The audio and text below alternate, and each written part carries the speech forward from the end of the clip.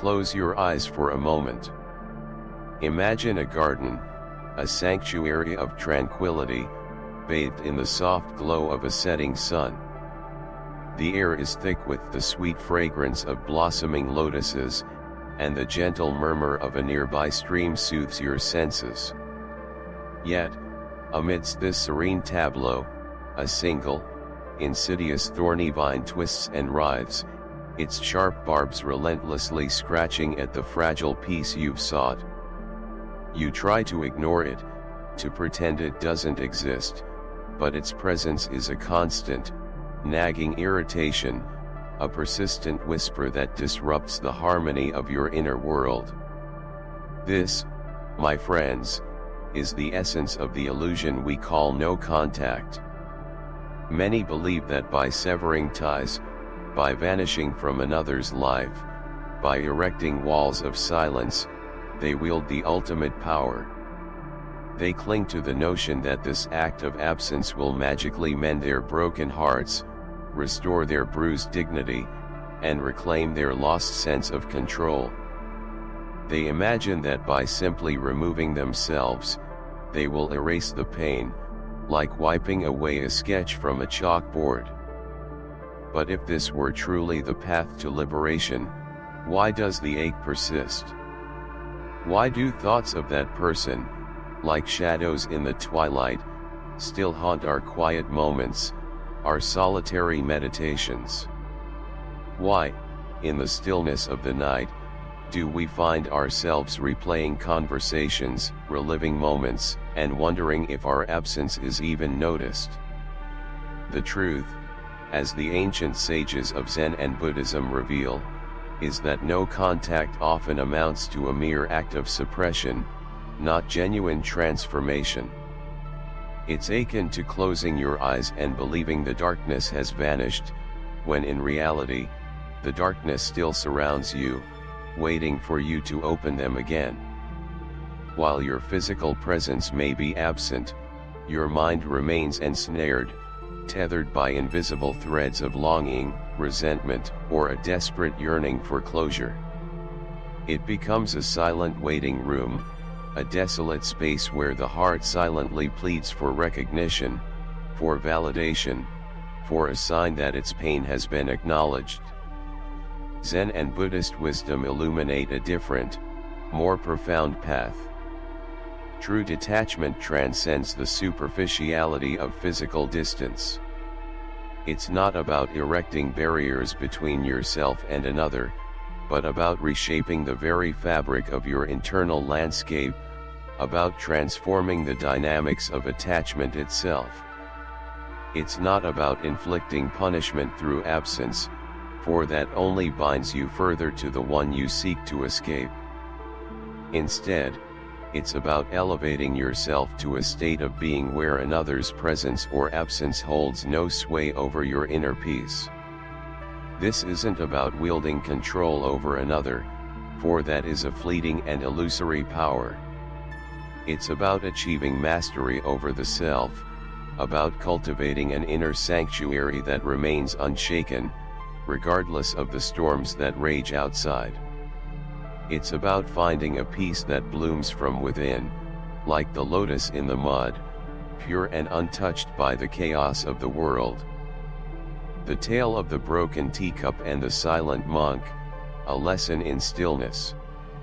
In the heart of a secluded monastery, nestled amidst the mist-shrouded peaks of a distant mountain, lived a young monk named Ananda.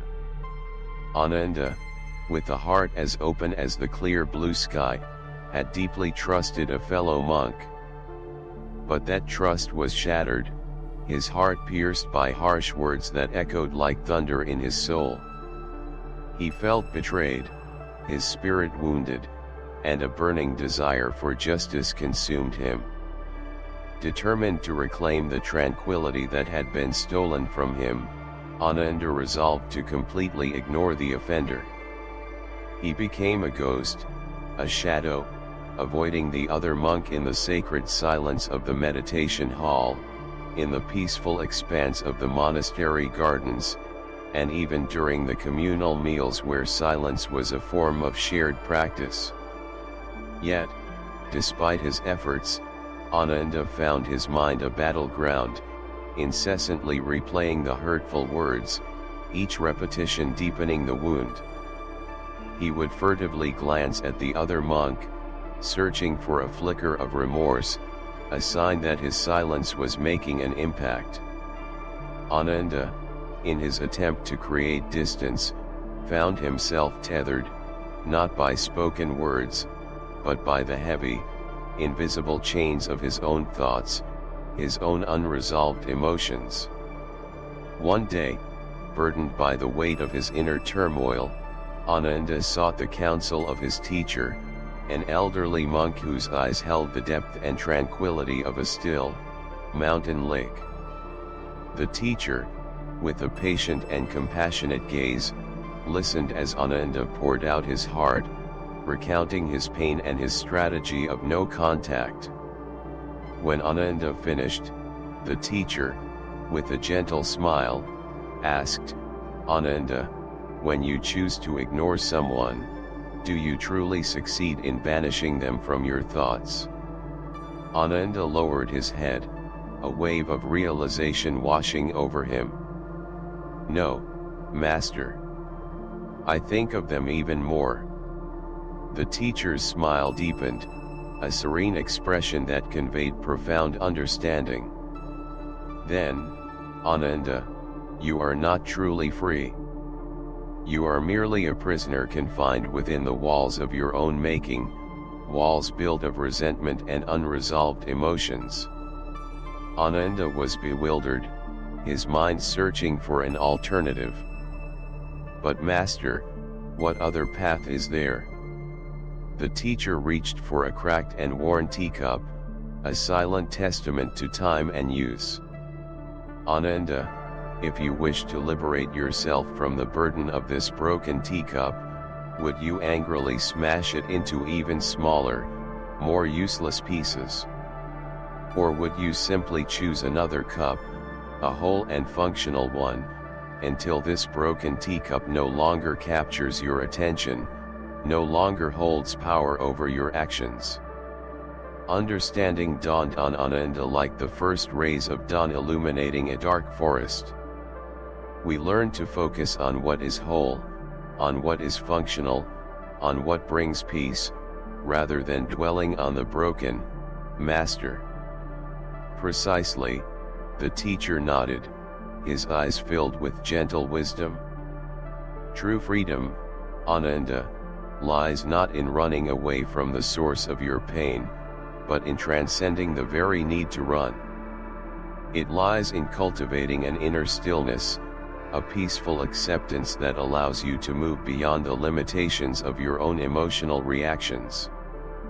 The teacher continued, "Just as the water in a still pond reflects the sky perfectly, a still mind reflects the true nature of reality. The Master's 3 seeds of transformation, cultivating inner peace." The wise teacher, with a gentle smile that radiated compassion, then shared with Ananda 3 profound seeds of transformation, 3 essential steps to cultivate genuine detachment, a state of being far more powerful and liberating than the mere illusion of no contact. These seeds, when nurtured with mindfulness and perseverance, would blossom into a garden of inner peace. 1. Replace emotional investment with self-investment, the garden of the mind. "Ananda," the teacher began, his voice as soothing as the rustling leaves of a Bodhi tree, "each time your mind, like a restless bird, strays towards the other monk, do not engage in a futile battle to suppress those thoughts. Instead, gently redirect your focus. Immerse yourself in an activity that nourishes your spirit, that enriches your inner landscape." Ananda, in his earnestness, found this a challenging practice. He would catch himself replaying the hurtful words, his mind a turbulent sea of emotions. But, remembering his teacher's words, he would gently guide his attention back to the present moment. He would deepen his meditation, focusing on the rise and fall of his breath, anchoring himself in the stillness of the present. He would immerse himself in the study of the sutras, finding solace in the timeless wisdom of the Buddha. He would tend the monastery garden, his hands working the soil, his mind finding peace in the rhythm of nature. Gradually, as Ananda diligently practiced, his thoughts of the other monk began to transform. They no longer carried the sting of resentment or the pang of longing. Instead, they became gentle reminders of his own inner growth, markers on his path to liberation. He understood that the mind is like a garden. If you merely pluck the weeds of negative thoughts but fail to plant the seeds of positive ones, the weeds will inevitably return, stronger than before. No contact merely plucks the weeds. True transformation sows the seeds of mindfulness, compassion, and wisdom. To stop making it about them, reclaim your power, the empty vial. Ananda, the teacher continued, his eyes reflecting the depth of his insight, you believe the other monk stole something from you, that they diminished your worth. But the truth is, the only power they took was the power you willingly surrendered. You allowed their words to define your value, to dictate your emotional state. Ananda realized he had been trapped in a self-made prison, bound by the illusion that his worth was contingent on the actions of another. He resolved to reclaim his power, to rediscover his inherent value. He deepened his meditation practice, cultivating inner strength and resilience. He sought the company of supportive monks, finding solace in their shared journey. He rediscovered the joy of solitude, finding peace in his own company. He learned to detach his happiness from the fickle winds of external circumstances. If someone shakes a vial of poison, the teacher asked, does the vial itself suffer? No, it merely spills the poison it already contained. Similarly, if we feel shaken by the words or actions of others, it is not their actions that wound us, but the unhealed wounds within us, the unresolved emotions that lie dormant within our hearts. 3. Reverse the need, let them feel your transformation, the blooming lotus. Ananda, the teacher said, his voice imbued with gentle wisdom, you seek to make the other monk feel your absence, to make them regret their actions. But what truly moves others, what truly inspires change, is your presence when it is no longer seeking them, when it is radiating peace and compassion. Ananda ceased his attempts to vanish, to become a ghost in the monastery. He focused solely on cultivating his inner peace, on becoming a person so serene, so whole, that the other monk couldn't help but notice the transformation. As time passed, the other monk did notice the change in Ananda, the radiant peace that emanated from him. But by then, it no longer mattered to Ananda. He had triumphed, not by erasing the other monk from his life, but by erasing the need for them, by transcending the emotional entanglement that had bound him. A lotus flower, the teacher said, doesn't plead for attention. It doesn't demand recognition. It simply blossoms, unfolding its petals in the sunlight, radiating its beauty and fragrance to the world. Similarly, your transformation, your inner peace, will speak for itself, inspiring others through the power of your presence. The blooming lotus, true detachment, a liberation of the heart. As the days turned into weeks, and the weeks into months, a profound transformation took root within Ananda. He no longer needed the shield of no contact, no longer wielded it as a weapon against the one who had wounded him.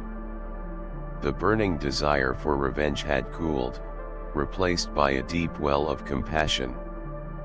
He no longer felt the need to prove his worth, to seek validation from the very person who had once questioned it.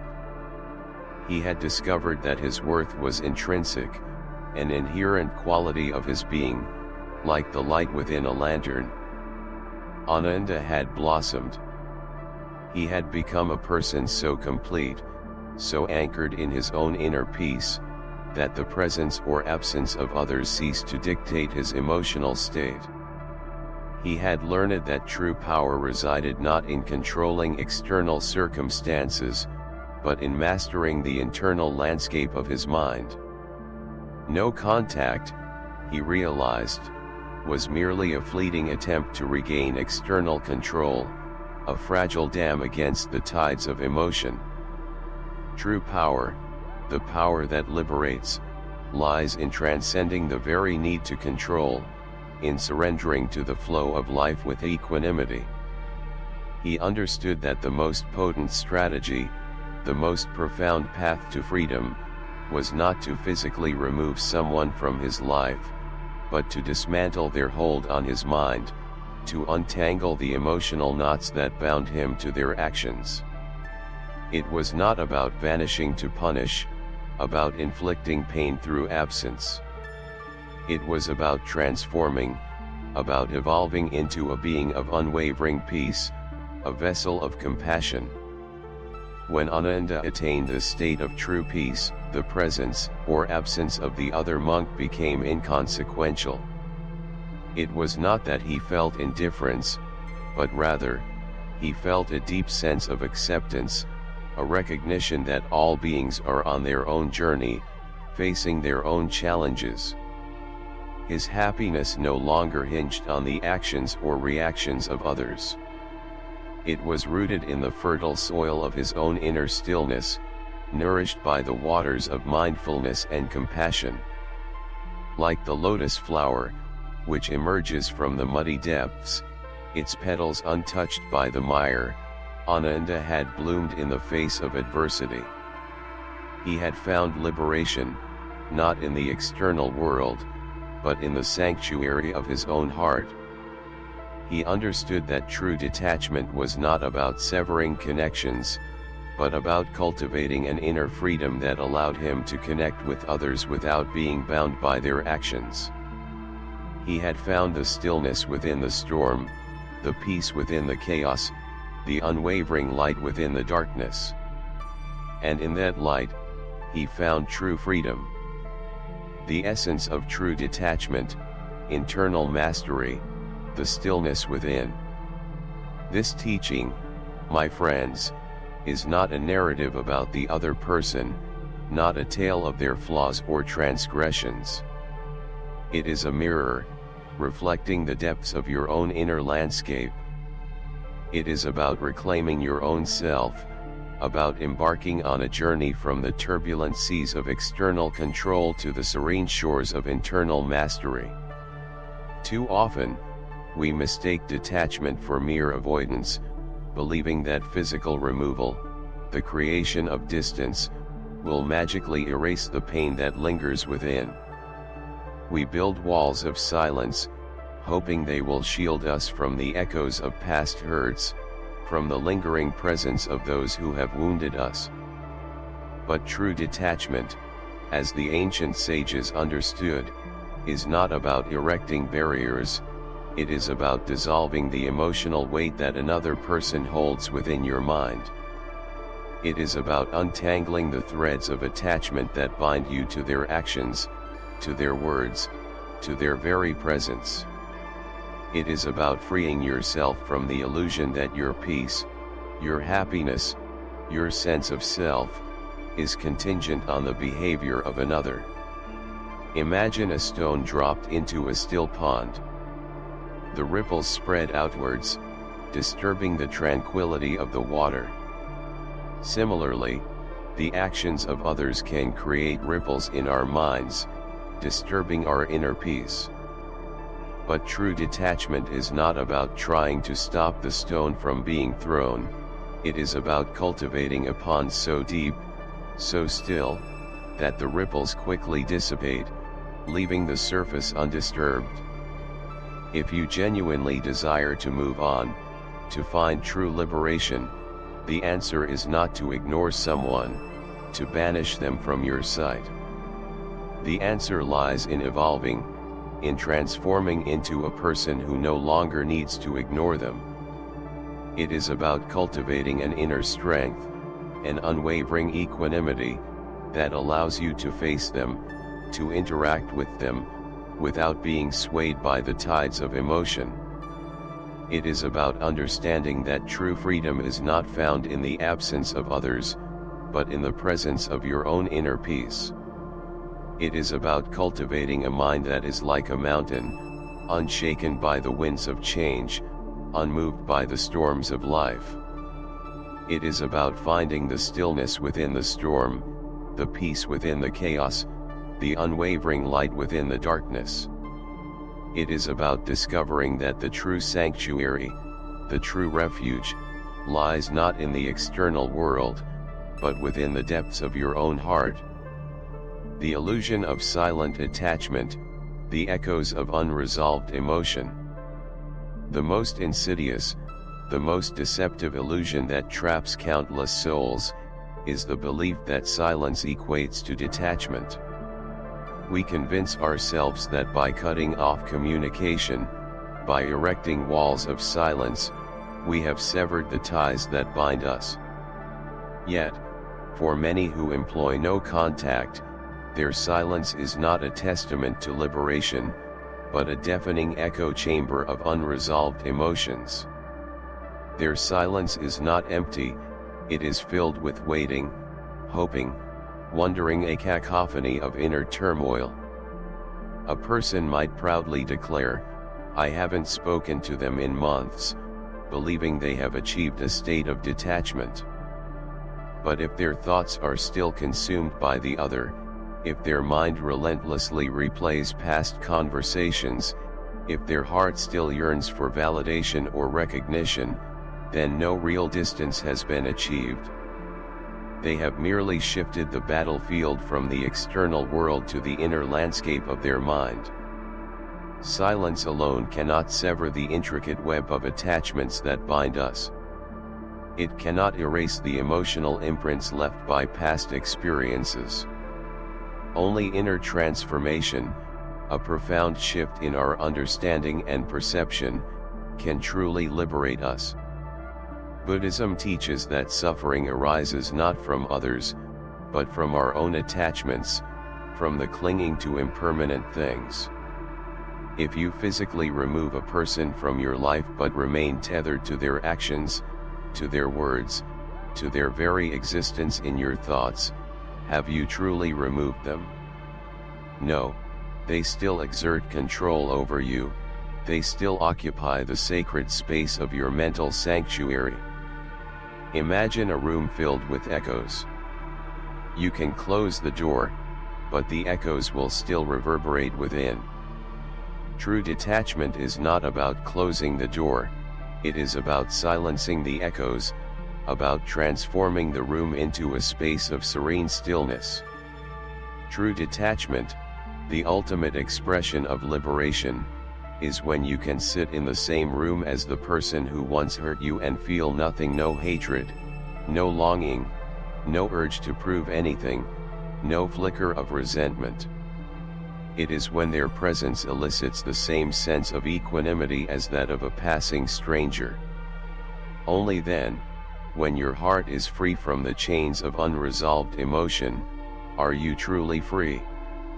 It is like the surface of a still lake, reflecting the sky without distortion, undisturbed by the ripples of past encounters.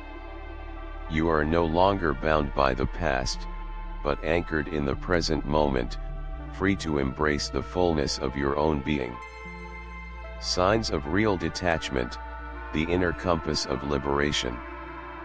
How, then, can you discern if you've truly cultivated genuine detachment, if you've truly found the inner compass of liberation. The signs are subtle, yet profound, reflecting a deep shift in your inner landscape. 1. Their actions no longer affect you, the unwavering mountain. The first sign is a profound sense of equanimity. Their actions, whether they reach out with words of reconciliation or remain shrouded in silence, no longer have the power to disturb your inner peace. You don't anxiously await an apology, nor do you harbor desires for revenge. You understand that their choices are their own, reflecting their own journey, their own karmic path. Your peace remains undisturbed, like a mountain standing firm amidst the changing seasons, unshaken by the winds of external circumstances. 2. You feel no need to prove anything, the silent bloom. Another sign is the absence of any desire to prove your worth, to demonstrate what they've lost, or to make them regret their actions. Your life is abundant, filled with purpose and meaning, and whether they notice or not is utterly irrelevant. You've transcended the need for external validation, finding your worth in the depths of your own being, like a lotus silently blooming in the sunlight, radiating its beauty without seeking recognition. 3. You genuinely wish them well without needing to voice it, the heart of compassion. True detachment is not bitterness, nor is it indifference.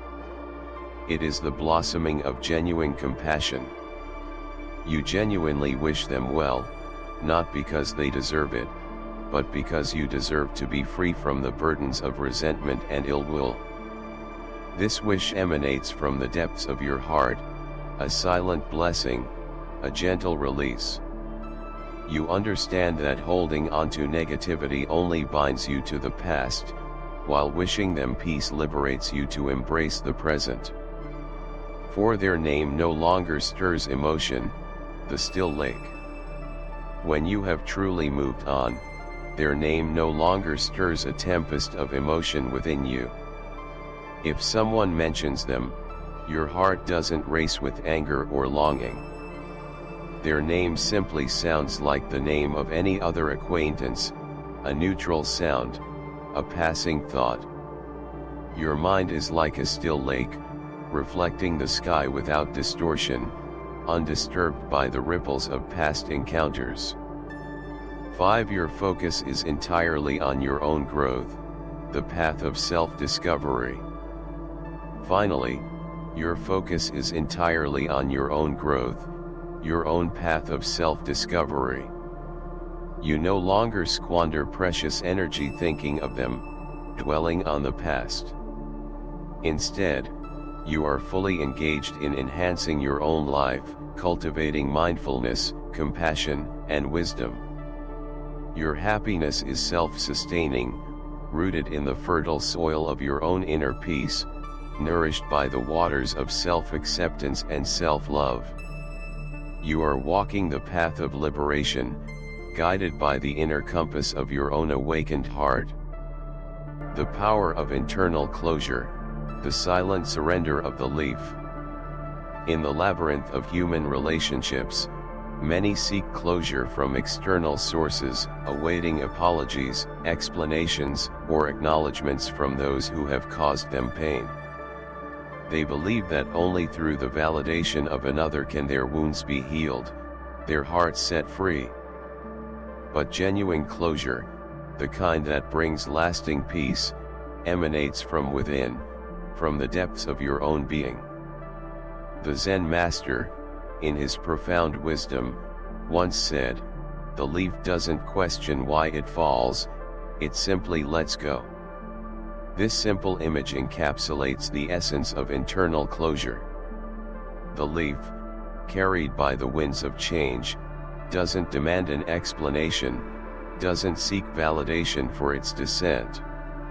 It simply surrenders to the natural flow of life, accepting impermanence with grace and equanimity.